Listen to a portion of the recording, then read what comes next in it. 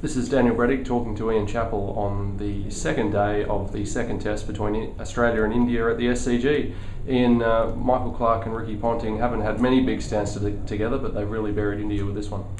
They have, and from a difficult position. India looked like they were fighting back to get right into the game after they'd made an absolute mess of their batting. But there were signs on the first evening that telling us that the pitch was pretty good and that India had made a real mess of their batting. And I thought Clarke in particular, he came out in a very aggressive frame of mind. Ricky Ponting took a bit longer to get into the rhythm of his innings, but Clarke to me has looked to dominate virtually the whole innings. And the fact that this is his fourth century in 10 tests as captain tells you that the responsibility has really buoyed him rather than weighing him down. And Ponting, he's been looking, this has been sort of coming for a while. I thought the 70 odd he got at the Wanderers when he played pretty well off the back foot. And I always think he's playing at his best when he's playing strongly off the back foot. In this innings at the Sydney Cricket Ground, I thought he played very well off the back foot. So, and they just, there are many differences between India and Australia at the moment in this series, but Dhoni just doesn't seem to grasp the importance of situations, whereas Ponting and Clarke between them really grasp the situation of the game.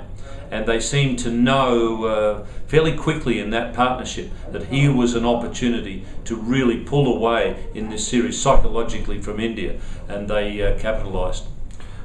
When after the pitch settled down a little bit and the swing went out of the air and all of that kind of thing, did you look at the Indian attack and just think, well, where are the wickets going to come from?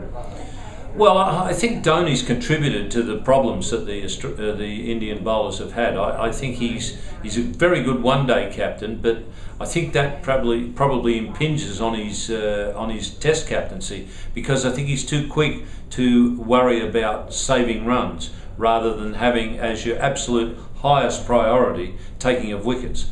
And to me, Yadav was a particular example. I thought he made life very difficult for young Yadav, particularly when he put in a couple of close infields and on the leg side at mid-wicket for Michael Clarke. The last place in the world you wanted to be bowling to Michael Clarke was anywhere near the pads, because he has not missed one ball off his pads in this whole innings. Every time they've gone anywhere near his pads, he's hit it for 4. So why go anywhere near his pads?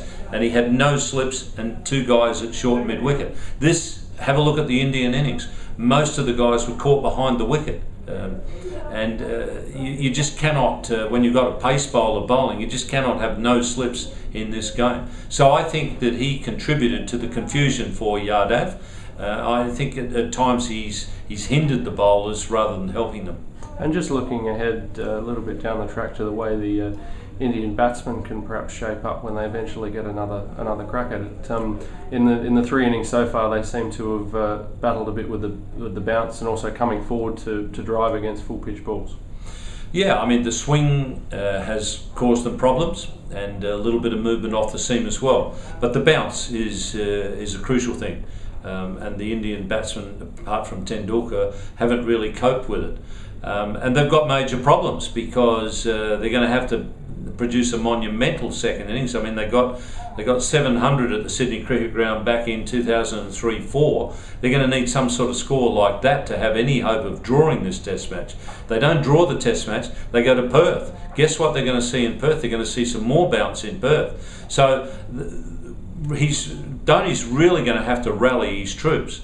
He wasn't able to rally them in England, and there were some circumstances that you understand that, because he had some injuries. He had a big injury to Zahir Khan, but there always seemed to be somebody getting injured and comings and goings in the team. But they haven't got this excuse. They haven't got that excuse this time.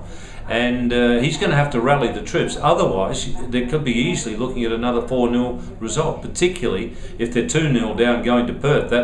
Life's not going to get any easier. Thanks very much, Ian.